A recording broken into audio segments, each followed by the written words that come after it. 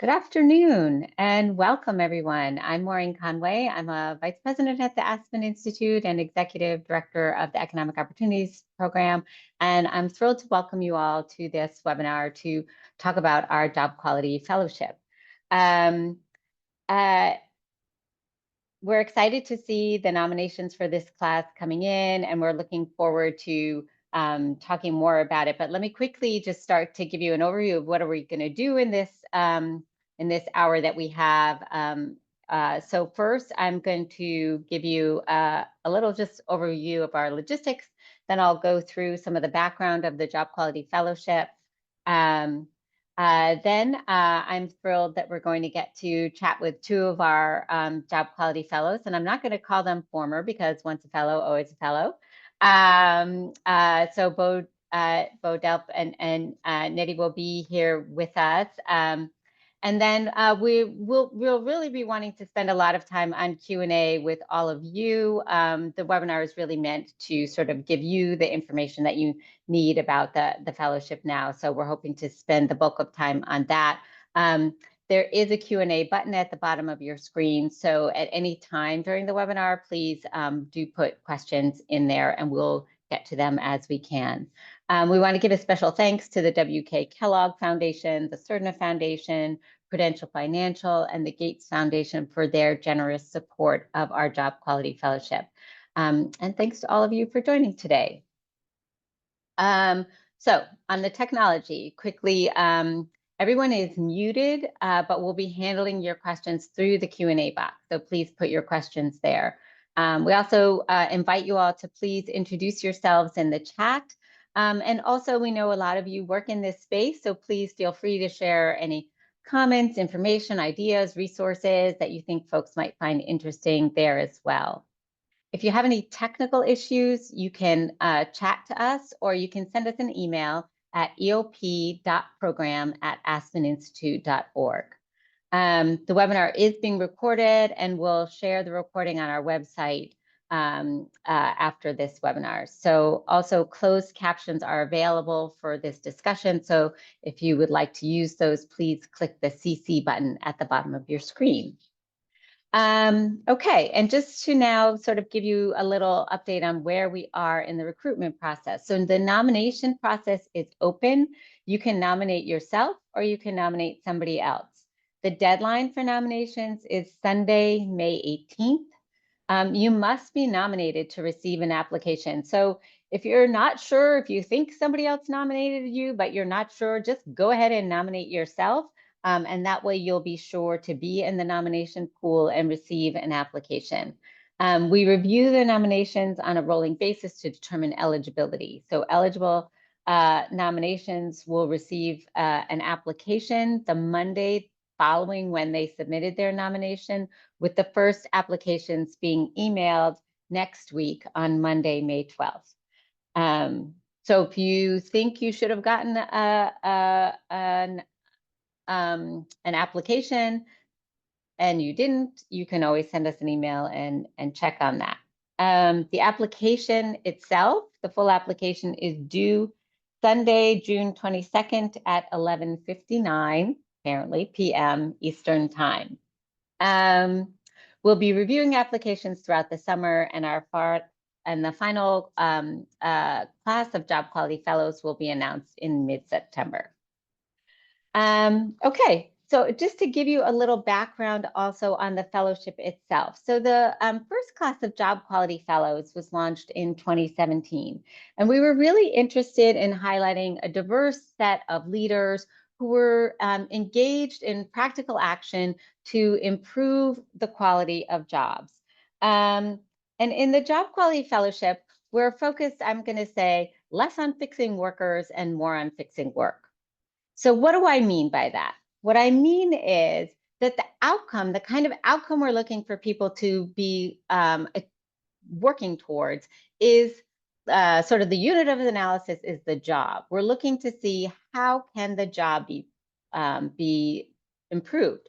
We know that millions of people are in low quality jobs and struggle with the burdens of low wages, unstable schedules, unsafe working conditions, issues of discrimination and harassment, not having any agency or input into how their workplace operates.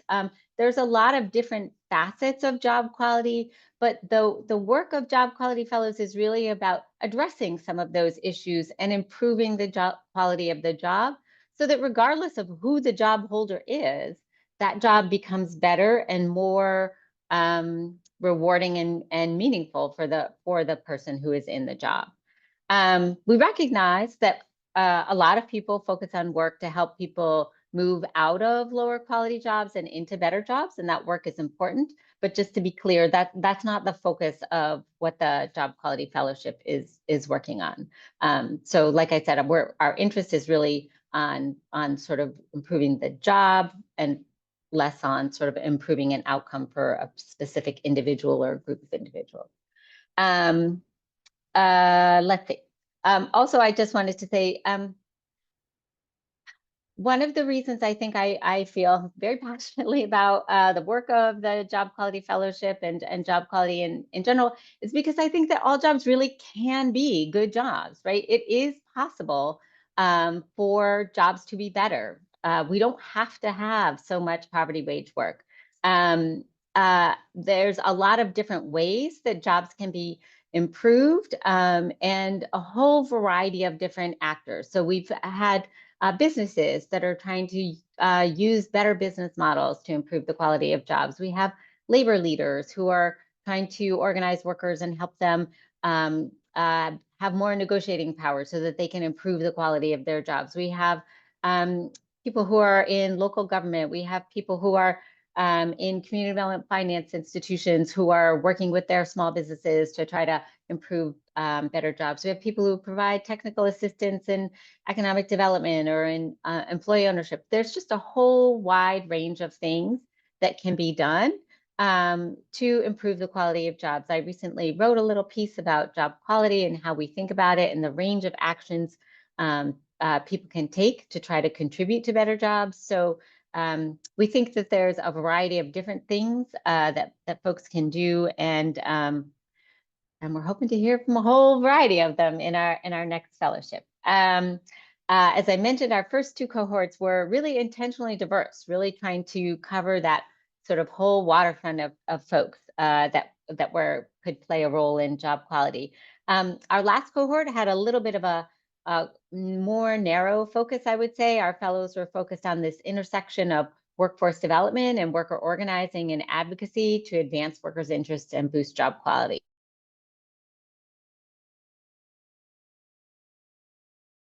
Regional focus. Our new class of fellows will be made up of job quality practitioners who are taking action to advance job quality in the South. Compared to the rest of the country, the South has high rates of poverty, has not very good health outcomes, shortened lives, other outcomes of poor job quality. And one thing I will note about the South, though, is that the narrative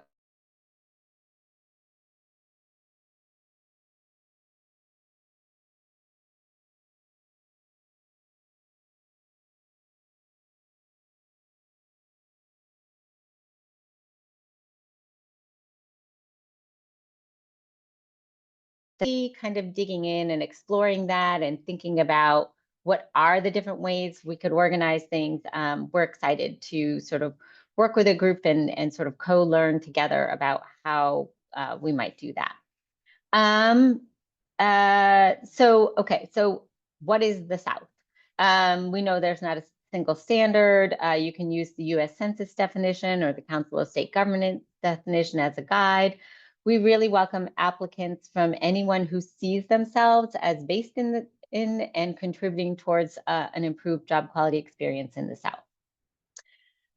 Okay, so fellowship expectations. Just a quick note on that. So one thing we ask of fellows is that they commit to being present and fully participating in the fellowship. We recognize everybody is busy and has lots of demands on them, and so we try to be thoughtful about what the demands are that we're making. The meetings, we have 3 meetings. They're delivered, they are live and in person, unless some significant changes in public health require us to do otherwise. They're scheduled for October 26th through 29th, 2025, February 23rd through 25th, 2026, and June 8th through 10th, 2026. And it's really important that in-person time for the fellows, I think, is just really the heart of the experience and really important to get the full value out of the fellowship. So we really ask people to commit to being fully present for those meetings. We provide opportunities for fellows to remain actively engaged between those in-person meetings throughout the year. Fellows will stay in touch with program staff and other fellows. We have virtual meetings with Aspen staff. We may have some readings or additional homework sort of things before each of the meetings. And and really we are trying to provide also opportunities to collaborate and elevate the work of fellows and really bring more attention to the important work that fellows do in their communities. So there's lots of different ways we might interact around those kinds of issues. Okay. So now I am going to move into our conversation. So I will note that Neda Dominguez, who I mentioned will be joining us, had warned us that she would be running a little late for personal reasons. So I'll say who she is, and then I'll turn to Bo. So Neda Dominguez is the founding executive director of Organized Power in Numbers, formerly known as Unemployed Workers United. Nettie is a committed organizer, experienced campaigner, and visionary strategist in the immigrant rights and workers' rights movement. She's an Aspen Job Quality Fellow from the 2022-23 cohort, and so we will be welcoming her when she's able to join us.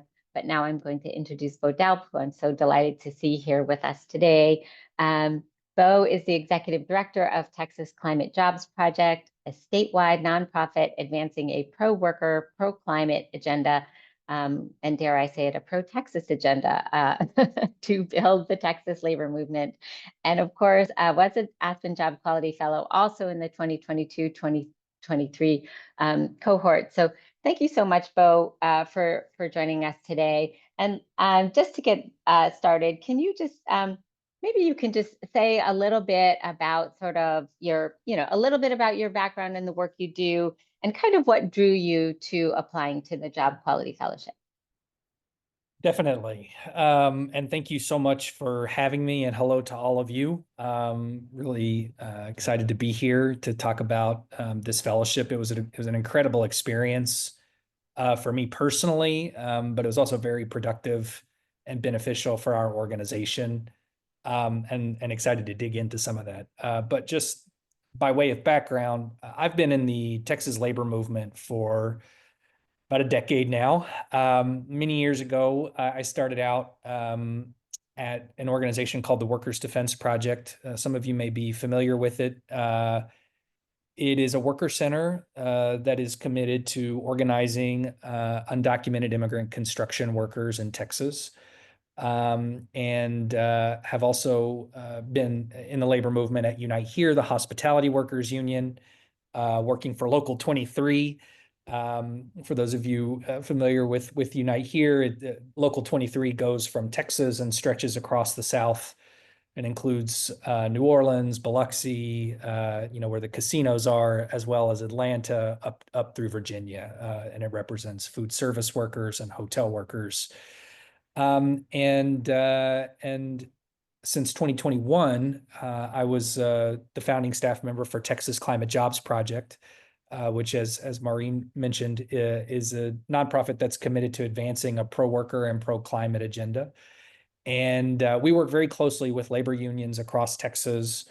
That's pretty diverse. It's the building trades, but it's also SEIU Texas. It's the teachers union, the steel workers, the power plant operators, who used to really fight around climate change and job quality, and what are we going to do about all these new industries that are emerging. But I think because of their intentionality, have been able to come together to really think about how we raise standards in some of these industries. And we've been very honored to get to work with Nady on one project in particular that I hope we get to talk a little bit more about. So I've been in Texas, working in Texas and to some extent the South for the last decade, and just very excited to be here with y'all today.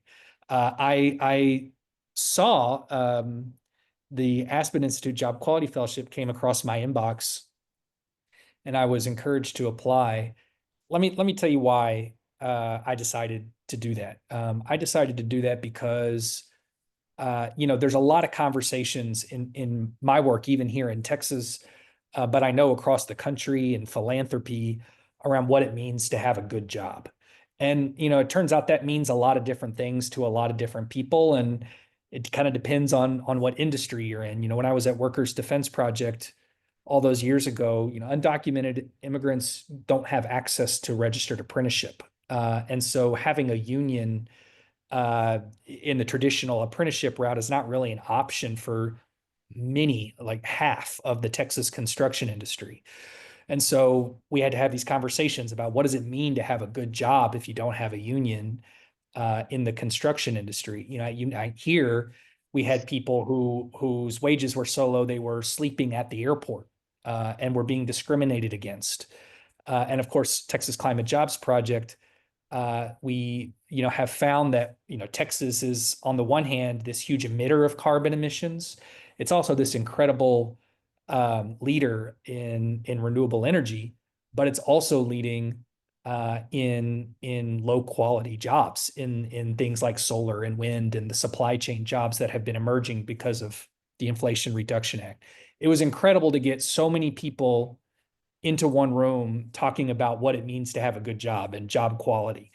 And I think it's really important because of this variety of perspectives. And, I would say that Maureen mentioned earlier, this intentionality around people being present.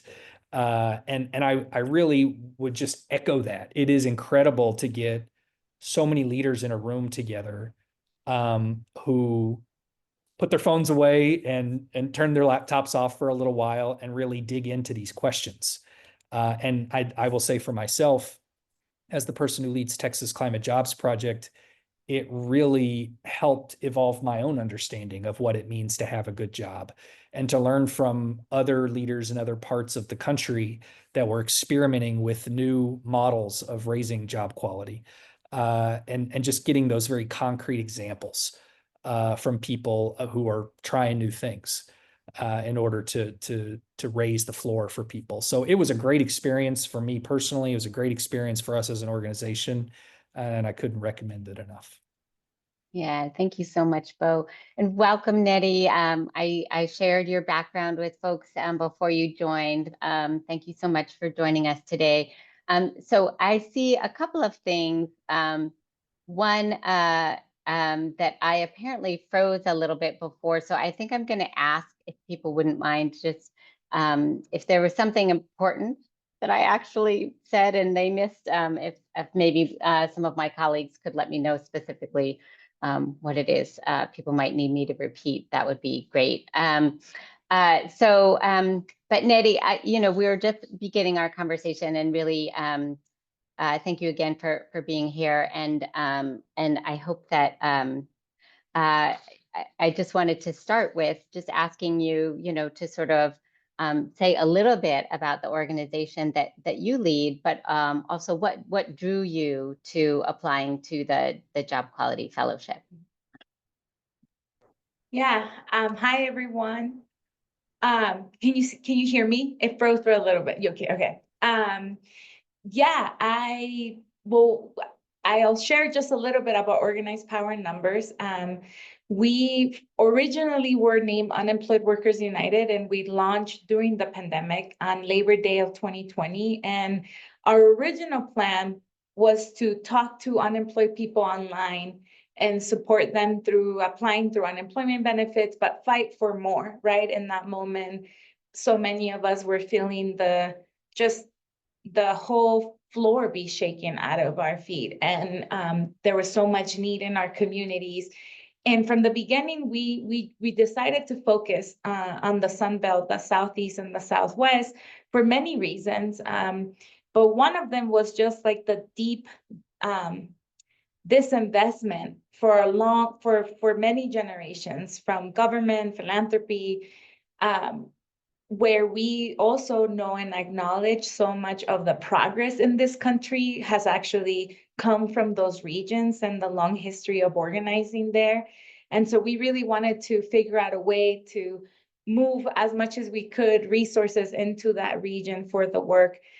You know, almost 5 years into it, we have evolved in many different ways, where we really have evolved to be what we call ourselves like a public utility for the movement infrastructure in our region. We have built ourselves to be able to support projects like BOES at the Texas Climate Jobs Project. There's about 60 plus organizations and local unions that now we provide technical support or access to technology and data to do organizing in their campaigns. And the whole time it was always really focused on, you know, the question around what are good jobs, right? Like, I think that's so essential, right? And so for us, coming from working with unemployed folks to now supporting campaigns and projects like the Texas Climate Jobs Project and others, where we're trying to figure out how do we create more good union jobs in our region? How do we create more training opportunities for local people that have been mostly left out of a lot of these industries and sectors? And especially in this moment where there's so much growth in our region.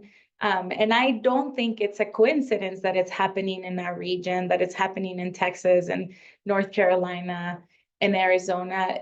The corporations are coming to that region because there are states that are mostly deregularized, not a lot of rules for them or demands, and where our wages are still depressed in comparison to other parts of the country, right? And so we know what's at stake. We know that if we don't organize, if we don't do these things, many corporations, many companies will come. But the question really is it going to do anything for us in our communities unless we make it do so?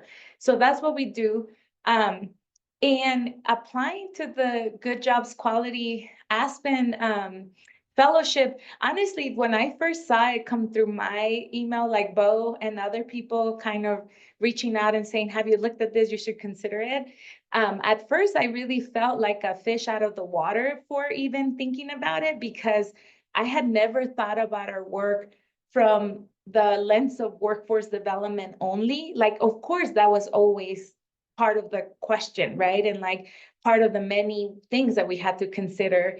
But I never thought of myself as someone that could bring something to the table or as some sort of expert on it, you know? And so I felt actually I felt like it was a stretch for me to even try, but I went for it. And, you know, being part of the process, you know, Bo and I knew each other from before, but we had never had like intentional space in a room without our phones, without our computers, to sit and talk through just so many different aspects of our work. And it was really being in the fellowship.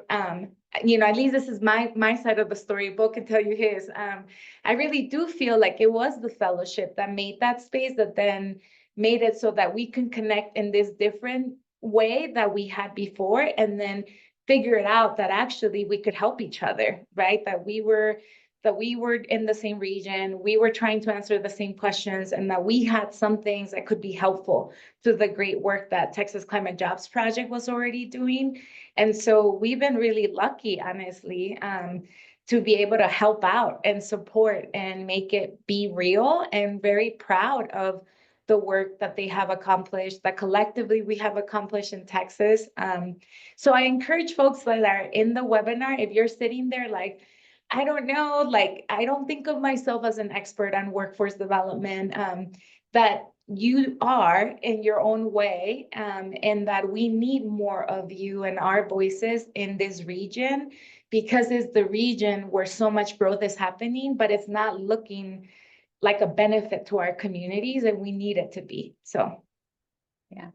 Thank you, Nettie. And I guess so a couple of things. Apparently I froze when I was talking about sort of the economic development model in the South and why it's is a challenge. But I think, Nettie, you articulated it beautifully that, the challenge is sort of businesses that come in and sort of they think of labor as a cost and trying to get low cost labor.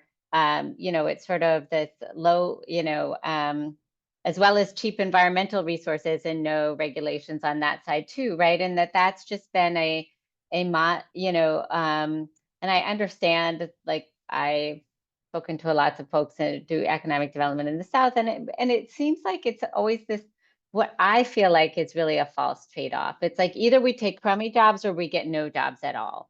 And I feel like it's like that's not how we should be thinking about it, that we can think good jobs are possible. Good jobs can be good business, right? Because all of the costs of people who have unstable lives who are sleeping in the airport, if you're sleeping in the airport and then showing up to work the next day, you're tired. You're not going to bring your best effort, and you're certainly not going to be motivated to bring your best effort. So there's lots of reasons that giving people a dignified, good job can be also good for business. And we can think about different structures and different ways to make that work. And that's, sort of what we're hoping to do, and to have a different way of thinking about this rather than getting stuck in this kind of false trade-off of like, either we can have a successful business or we can have good jobs, but somehow we can't have both. Like that just to me is not right.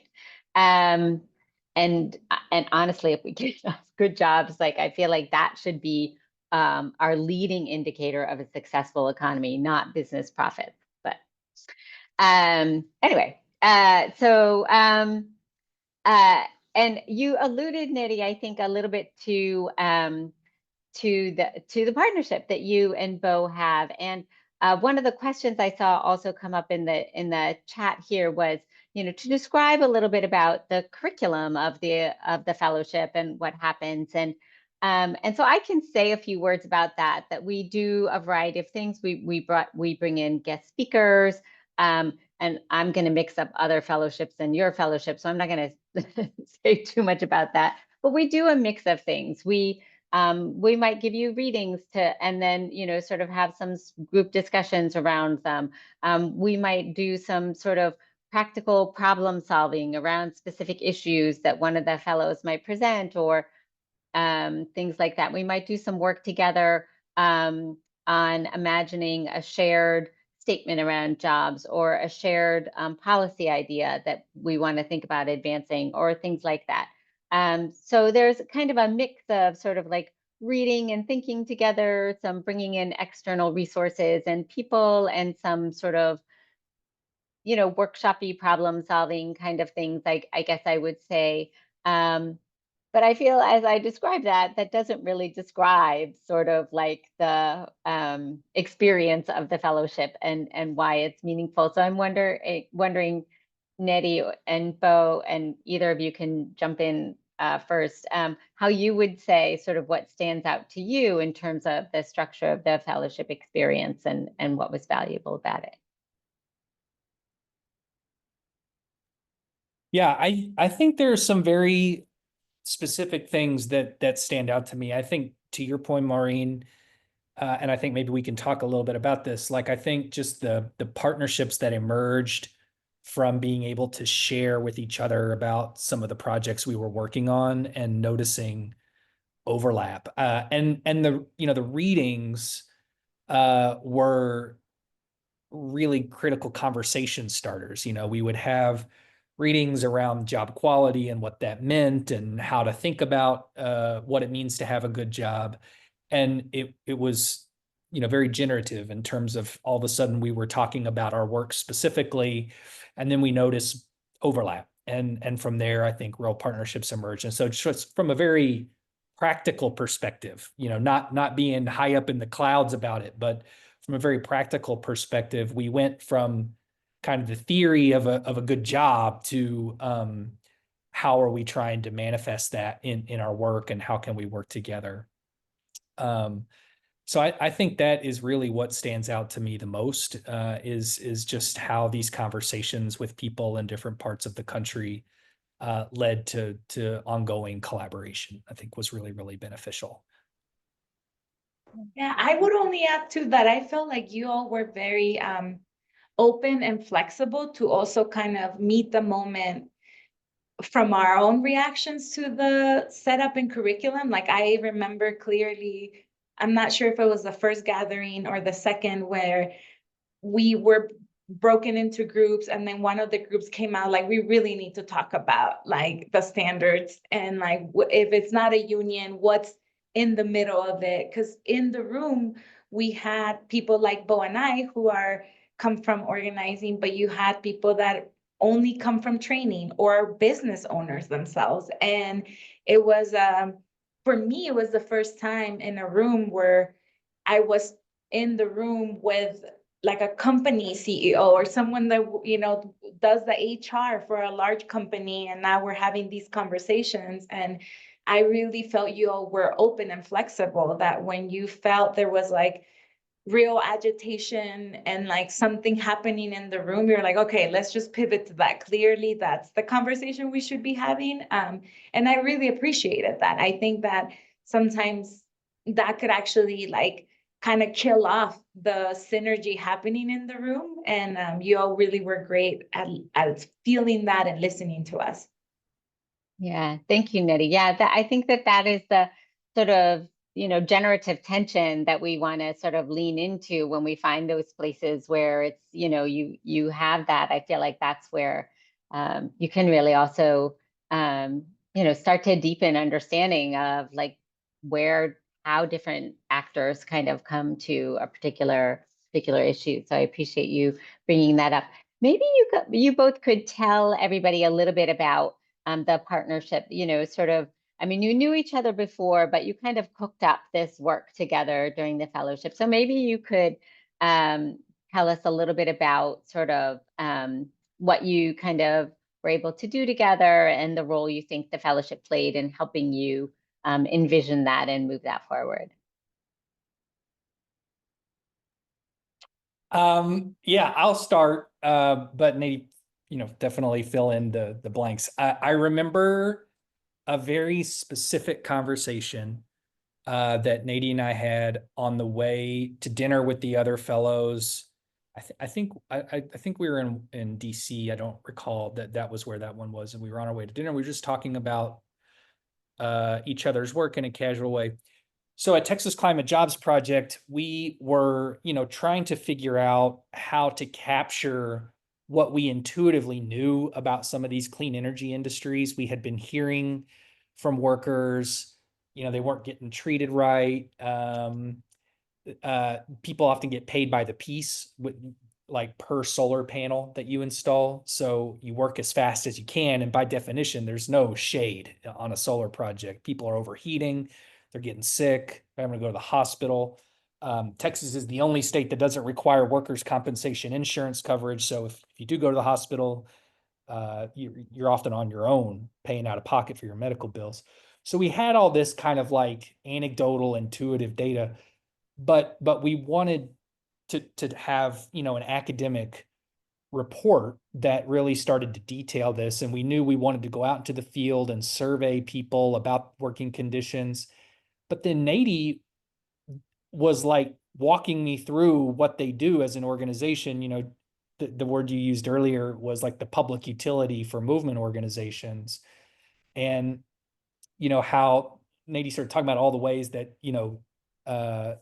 then Unemployed Workers United could be helpful in helping us get that off the ground. And so we're just so lucky that conversation happened, because we wouldn't have known otherwise. I don't know that I would have known. And so we were able to collect over 1,000 surveys from non-union solar, wind, and clean energy supply chain workers across the state, at some really remote places where solar and wind sites are, but also more urban manufacturing facilities, solar panels, talking to workers about their conditions. And Nady's team was so helpful in helping us capture that data and store that data and interpret that data.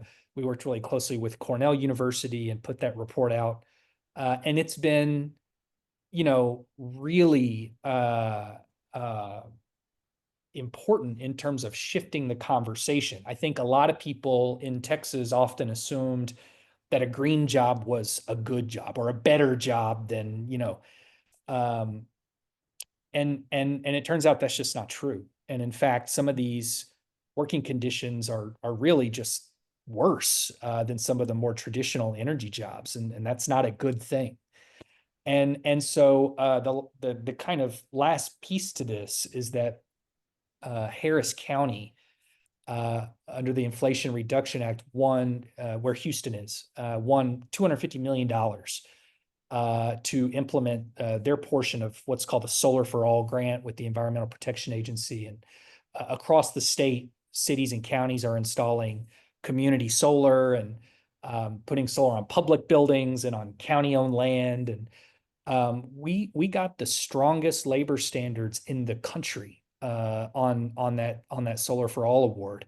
And one of the reasons why we were able to do that is because we were able to help decision makers understand, to educate them that there's a real crisis that workers are experiencing in the solar fields and in the wind fields that has to be addressed. And as many of you know who do this kind of work, you can bring worker after worker and they can share their stories, and that can be so powerful.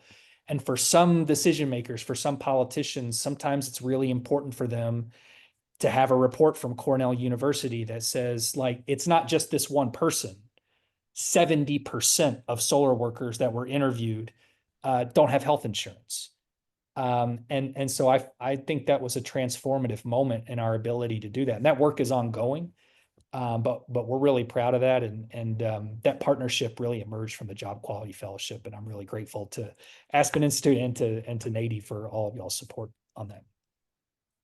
Yeah, I don't really have anything to add. That's literally what happened. I think maybe the one part would be like we also grew through this project with the Texas Climate Jobs Project. Like we had tested some things around like data gathering and geofencing to find workers that were like specifically connected to an industry or were workers in that industry. But this one was a challenge, right? Because of the way that it was decentralized, because it was locations that were very rural. Like I remember somewhere in the middle of the project, we were like, okay, we need to figure out how to get to those workers because we were kind of exhausting our kind of more digital based way of finding them. And like I took my like data director out to the fields of Texas so that we drove into them so we could get a sense of what did it look like so that we could get more creative on like, well, maybe we should be geofencing the gas stations near there or the restaurants near. Like it was truly a partnership in both ways where I feel like our team learned so much about how do we use technology and digital tools and data in a way to actually work on the ground for actual worker organizing to advance these agendas. So we learned a ton out of that. And we're very happy that we got to the 1,000 and that report has been leveraged in so many different ways. And we're still working together. So, 2 years into it, like we're still working together. We're still thinking about what's next. Even under this new political terrain that we find ourselves, like Bo and I are thinking through with our other partners, like how do we meet the moment, right? And like not back down from the things that we have won, especially in our region. Yeah, thank you, Nidhi. I'm just listening to you talk about that and thinking about how everybody was so excited to learn about like geofencing and just the different ways you think about getting data and everything, and how much the group learned from you guys. And so, I was also thinking about that with you, Nidhi, saying like, I didn't feel like an expert, and I was thinking, oh, everybody learned so much from you. So, really appreciated you sharing your brilliance with the group. We have this question, and I just wanted to try to address it, but I'm probably also going to ask you your if you have thoughts as well. To what extent is the purpose of the fellowship to shift the broader state systems in which jobs are located, particularly in states that have historically prioritized employer power over worker economic security? And how much of the work is centered on changing employer level practices versus transforming the state systems themselves? In other words, where is the center of gravity for improving job quality through this fellowship? And I feel like the answer is like, yes. So because I think that we are thinking about a variety of different systems that influence the quality of jobs. So employer practices influence it, employer cultures and mindsets are big guides for employer practices. Those can influence state systems like state policies, as we too often see in so many states, can be ignored with little penalty. So only getting a policy change sometimes isn't enough to actually get what you need. Only getting employers who want to do the right thing sometimes means they're swimming against the tide in a system that's in a political system or a policy framework that's not really supportive of that. So, and then where is there a chance to move something forward? The ground shifts around a lot. And sometimes the thing that you thought was going to work is not the most promising thing, as maybe, things shift. There's a different way in. And I feel like the fellows bring a lot of creativity to thinking through those problems and kind of problem solving together around sort of where's the opportunity, where's the center of gravity now, what's promising, but also thinking about who am I and what are my strengths, right? And how do I match my strengths with your strengths, and maybe together we get something done. So I feel like I just gave a big non-answer to this question. And I'm wondering, Bo or Nettie, if you would like to help elaborate on my non-answer about, sort of how we think about sort of shifting systems to improve job quality. I think it's both, right? And things that we haven't even thought about probably. And I feel like, especially in this moment, right, where there's a lot of almost weaponizing our own government against ourselves right now. And I think that we're going to have to get creative. So I think it's both. Like whenever we can, we think about private agreements with specific employers. And sometimes that's literally a collective bargaining agreement, right? And then that's where I feel like worker organizing and union organizing are key to this question as well. Sometimes is pushing for like municipal governments to adopt better policies, like where in our region, even though it's very red and very anti many of the things that we want to do collectively, but do we have a local county commission, a local city council where we can advance, passing project labor agreements or passing community benefit agreements, or not calling it project labor agreements, calling it something else because that's preempted in our state, but advancing that agenda. And I think we have to do all of it, right? So I never felt like the fellowship had like a predetermined choice around what strategy was the right one. It really did feel like it was whatever made sense for us on the ground, right? Because I think what's really exciting about this fellowship, or, I wish I could be a fly in the wall. Maybe I'll come visit at some point. Is that it's so focused in this region, right? Where like when we were in the fellowship, we had people from different parts of the country. And so Bo and I got to like really feel a lot of synergy because we were facing the same problems in our region, but we learned a lot from our peers from other places and got creative ideas. It may look different for us in the South, in the Southwest, but there were still good inspirational ideas too. So I think it's really exciting to be all together just thinking about the region, though. I think I'm excited about what could come out of that as well. I mean, I'll just add, that I agree with all that. And I think yeah, look, the job quality fellowship was like a really great balance of being like purposefully, with some of the readings and stuff being like purposefully provocative to generate conversation, but also not having an end goal in mind. It was really to like generate this conversation among people who are all kind of in this trying to figure it out. I think, Maureen, to your answer, for us in Texas anyway, for many of us, it's a simple equation. You build people power to build political power to build economic power. Someone once told me that, public policy is power frozen in time. And so when we think about overtime and the weekends and the 40-hour work week, these are all things that are enshrined in legislation when the labor movement nationally had this huge resurgence in union density. In Texas, we often say, well, what's the difference between Texas and California? And what part of that answer is a really big, strong labor movement. If you look at California in the 80s, it produced Ronald Reagan. But over time, the labor movement had a key role to play in transforming the politics of California. But labor relations in this country is employer-based. And so you have an employer-based labor relations system that we have to engage employers on around job quality.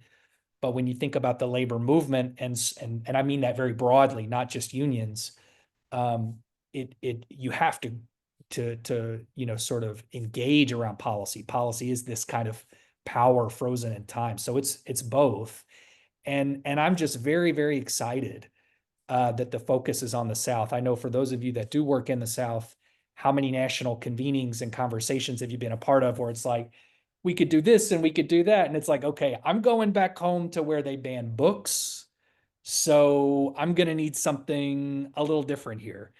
But I think it's really, really incredible what the Aspen Institute is doing in focusing on the South, because in so many of those spaces, it's the elephant in the room, because we all know that in the South, the power dynamics are so different, and we have so much that we're up against. And so to have a space for people, coming from the South and thinking about the South to get to talk, I think is really cool and exciting. Thank you. It had been one of my questions to ask you. So like, what did you think when we said we were going to focus on the South? So I really appreciate you saying that. Thank you. Thank you, Nidhi. There was a question here about the final product of the fellowship, like a report or white paper or policy recommendations. And I do want to emphasize, and I think Nidhi, you alluded to this, we really try to respond to the energy of the group. And is there something that they want to do together like that? So our first job quality fellows issued a statement of purpose that really sort of was their articulation of how do they think about what job quality means and why it's important. After we did 2 cohort, there was interest among the alumni, and we actually were able to do a little bit of work with them to do sort of a policy document around what job quality means. From our fellows, that a number of them had basically the experience of our fellows deeply informed when we first launched our job quality tools library, trying to sort of tap the wisdom of the fellows for their tips and tricks of like, what do we do in our organization specifically to try to implement our work and our strategies, and trying to think about what a job quality practice looks like in different kinds of organizations. So that was very much, that wasn't a product of the fellows per se, but it was really motivated by listening to the fellows and by talking with them and by thinking about their experience and what might make it easier for others to sort of follow in their footsteps. So different classes might do different things, and they might do things as a small group, or they might do things as the whole class. So, but we do try to be responsive for something like that to the energy of the group, because, I feel like there's no point in me assigning you to like all try to write a paper together if it's not a paper you're interested in writing. So that, I guess that's how I would answer that. But Bo or Nettie, I don't know if there was something that you thought as a group we should have maybe tried to facilitate more, or something that you would hope that a group focused on the South would think about as a product, or just in general, what you hope for out of this group focusing on the South.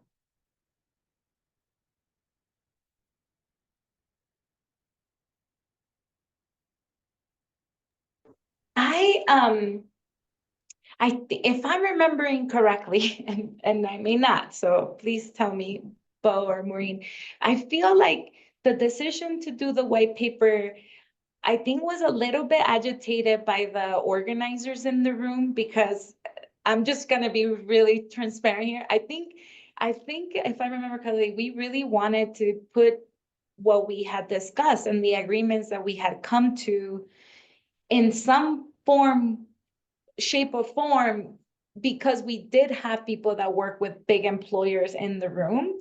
And I think I'll speak for myself. I felt like it felt important that we left something behind where it was being affirmed by like a diverse group of voices that otherwise wouldn't have actually been able to put their name on a document together. Because honestly, most of the time we probably would have found ourselves in an antagonistic relationship across the table from each other, and it was a very unique space to be able to be in a space to maybe disagree on some things, but on the things that we did agree to, like, kind of leave it somewhere, as kind of the report that Bo made, right? Like, as a tool that we can keep using for the future.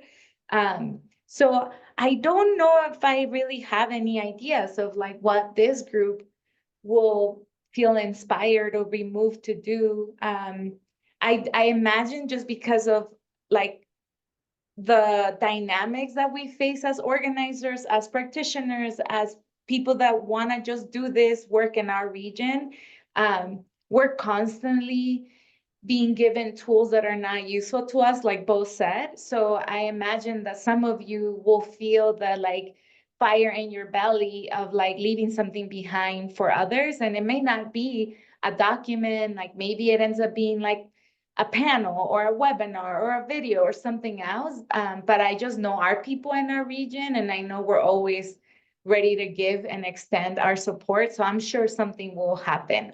But I don't have any idea what that should look like. Yeah. Yeah.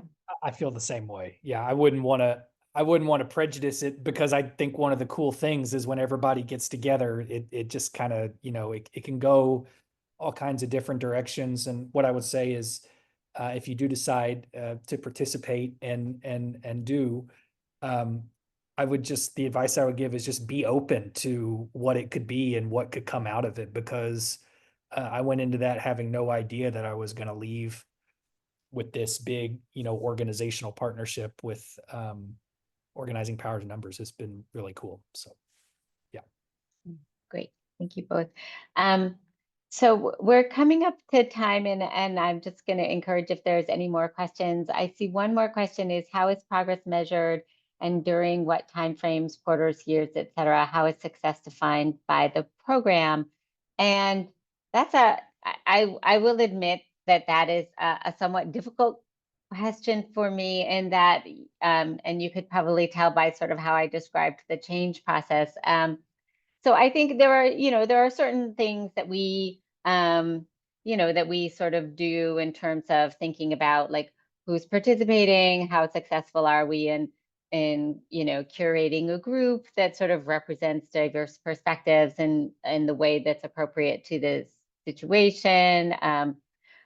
Sort of ways we engage people, ways we bring in resources, and then things like, partnerships that come out and things like that. So there are some basic things, as one does, that you track, for, you're accountable to your funders and others, right? But I think the way I think about success of this group is how is more in the ways that they connect, that the fellows connect with each other, that they find common purpose, and that they have this opportunity, which I do think is really rare for so many of us in, you know, busy professional lives, to sit back, reflect, and have some time to have some aha moments about what's working, what's not in their work, and their true like passion of why they came into this work and what they want to accomplish in the world. And to really then be able to think about, not if I just had this like nice aha moment in this meeting, but how do I now operationalize that? And it's just, you know, it has been, I think, for me and for my colleagues in this, so rewarding to see so many fellows have that experience, and really kind of go forward and, you know, really make important changes in the world. So, so that's how I think about success. But Nettie or Bo, I don't know if you want to add anything about that. Great. Well, I am not seeing any notes from my colleagues that I've missed any sessions, and we only have a couple of minutes left. So let me just quickly, before we close, I just want to ask you, Bo or Nettie, if you have any final words of advice, or final thoughts, or anything you're trying to plug. If you have any final comments that you want to share before we close. Yeah, if you know, for those of you that are considering doing it or have already applied and want to be connected, I live in Albuquerque, New Mexico. Like, I'm in your region, so if you want to reach out, please feel free. Yeah, just, you know, let's keep growing this network of us in our region that are thinking about all of this together. So, you know, just good luck with everything and reach out, you know, however we can help, we're more than happy to. Thank you. I definitely echo that, and just to echo something else that Nady said earlier, you know, many of us, particularly in the South, we're stretched thin. You know, there's so much to do and so little time and resources to do it. I know it can be challenging to think, you know, what would it actually look like to go participate in this? Maybe you're thinking there's a lot of organizing to do, and there is, but your perspective, you know, in the South, organizing workers, organizing communities around job quality is really needed, and really, really important. And I think people need to understand, you know, what it's like to do this work in the South, and you are the person to provide that perspective. And so if you're not sure if you're the right fit, or if there's just so much going on, I would really encourage you to apply, because it's been very beneficial. It ended up being just an incredible value add to our work as an organization. So it was really great, and glad I did it. And I hope you do too. Great. Thank you both so much. Thank you everybody for joining us today. If you had any additional questions or things you think of later that you didn't get answered, you can always send us a note at eop.program@aspeninstitute.org. I know I frequently think of things later, or things that I didn't really feel like sticking in a chat in front of everybody because maybe it's not a very clever question or something. So don't be shy. Please reach out if you have any questions. We're really glad that you could join us. And don't forget that to get your nomination in before May 14th, and applications are due June 22nd. Thank you so much, Nettie and Bo, for being here. Really such a pleasure to be in conversation with you. Thanks, everybody. Thanks, Maureen.